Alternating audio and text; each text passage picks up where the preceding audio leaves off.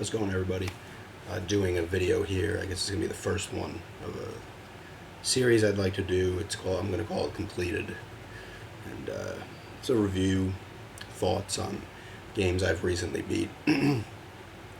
I can't put up, I don't have like a capture card or any of that stuff, so I can't put up like gameplay, especially of the handheld games. I can't figure out a way to get those up, but I guess I could do a flip camera video of console games when the need arises.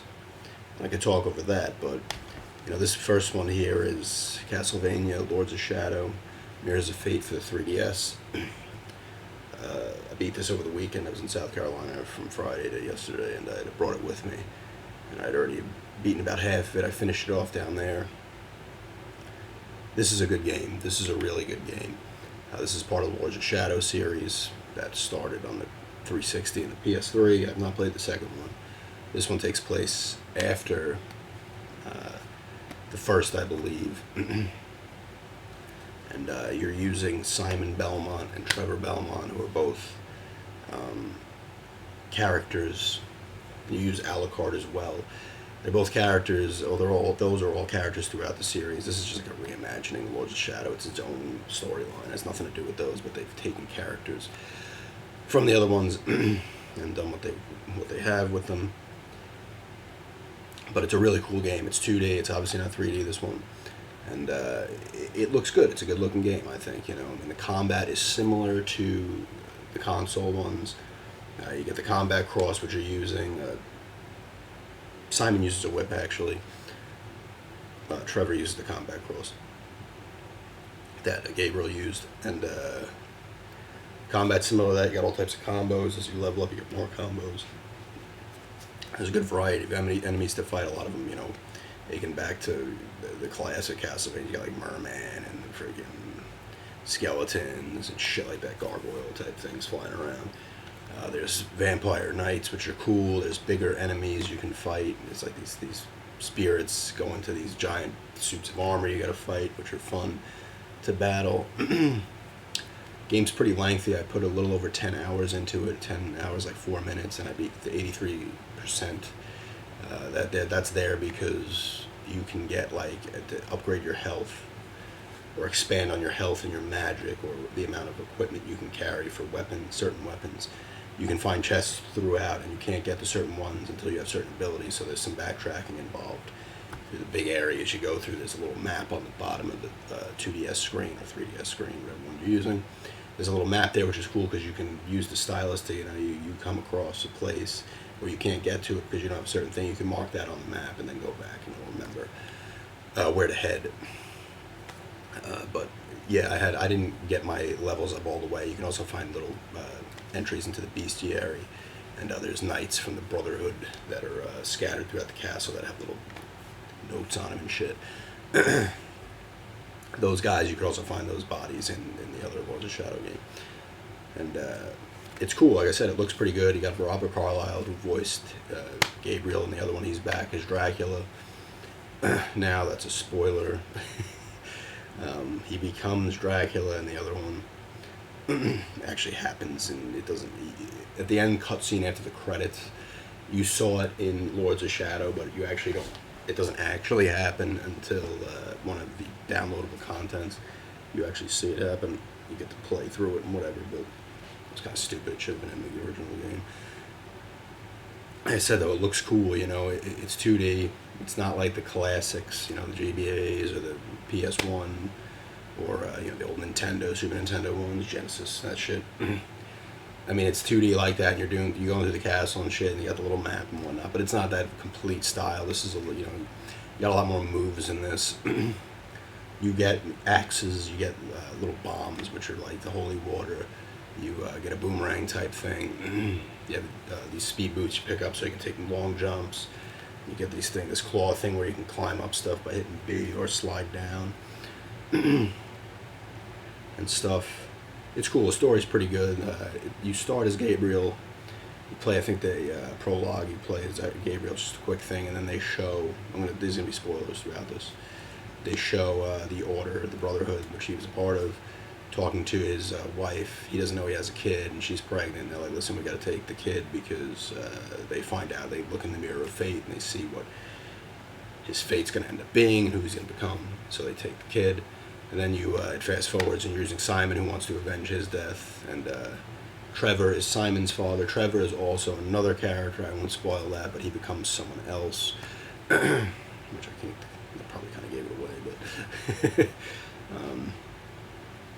but like I said, it's cool, and it's not it's broken up nicely. The pacing's actually nice because every time you go to a new area, it saves, which is cool. So I never put in more than maybe about 45 minutes unless I was really feeling it. Like, I don't play handhelds for usually more than maybe an hour or something at a time, but it's nicely set up, and I never got too frustrated at this. There's actually a cool part, and this is how I didn't get frustrated. There's a cool part where you're in the clock tower and the bell collapses, and you have to race down and avoid it while it's crushing everything.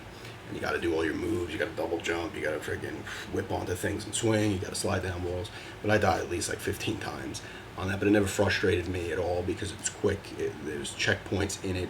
There's checkpoints for the boss battles, which in some ways, it's not overwhelmingly hard. I mean, I died a decent amount. Don't get me wrong, but the checkpoints are broken enough to good enough points where I never got pissed. And you fight the Daemon Lord again, who you pretty sure you killed in the first Lords of Shadow, and he's back, and he gets resurrected by these witches, and then he gets killed again by, I believe it's Trevor kills him. That's a pretty cool battle. It's all quick time events, which I'm not a huge fan of, but I'm more of a fan of in small doses, which this game has small doses of it.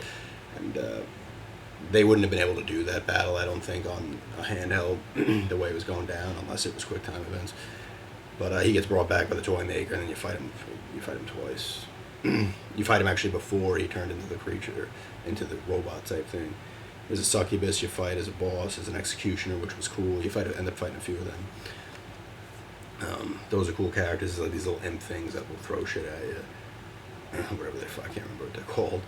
They're skeletons and shit. It's a good variety of enemies in this game for sure. And there's toys, and the toy maker's action is pretty cool scenery. Good variety of like areas. You're in like a theater little area, and you got to fight the toy maker's dolls that are like puppets. There's some puzzles you do as a la carte.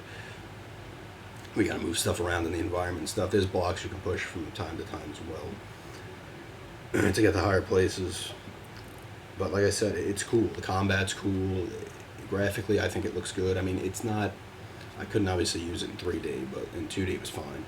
And it's a little far away, maybe, and a little too far at points to where it's kind of small on the screen, but it's not bad. I got used to it. But like I said, it's cool. Like I said, and there's pretty good length. Like a little over 10 hours I played in it, so there's length there and shit. And I would probably give this game about an 8.5 myself. It's cool. There's collectibles with the bestiary stuff. If I wanted to go for 100%, I probably would have had to play maybe another 2 or 3 hours into it. Like I said, I was at 83%. But I mean, the castle's big. You got cool. Like I said, there's a good variety of enemies. The combat's cool.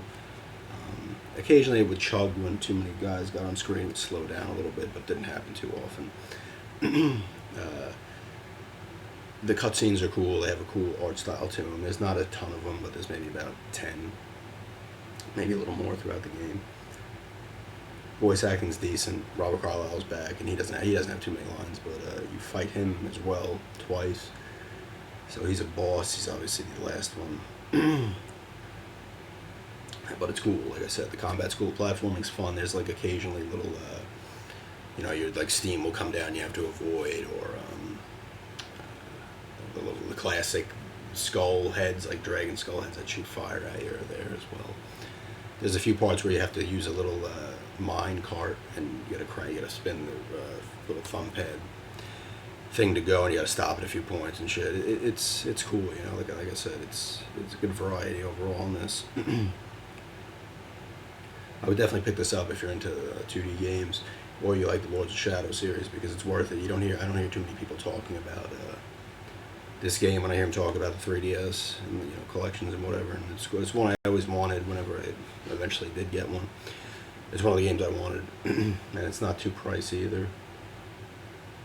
I got it for $12. I had a $5 coupon on eBay. I got it for $12. It would have been $17. like I said, it's really cool. Graphically cool. It looks good. At least to me, it does. It's not like overwhelmingly incredible looking, but I mean, I think it's good. I think it looks really good, and the combat is fluid. It's fun. It's got length. The voice acting's decent. The story. I mean, I like the story, but I mean, if you're not into these ones, the Lords of Shadow series, you probably won't enjoy it as much as I do, obviously, but there's a lot of cool stuff to be had in this game. Definitely check it out if you're into the Lords of Shadow series or just 2D games, because it's a good playing game in my opinion. Like, there's enough to do and shit. It's just fun. It's not frustrating. It's paced well. Definitely check this out. I'd give it an 8.5, honestly. It's good. It's definitely really good. And thanks everybody for checking it out, and have a good day.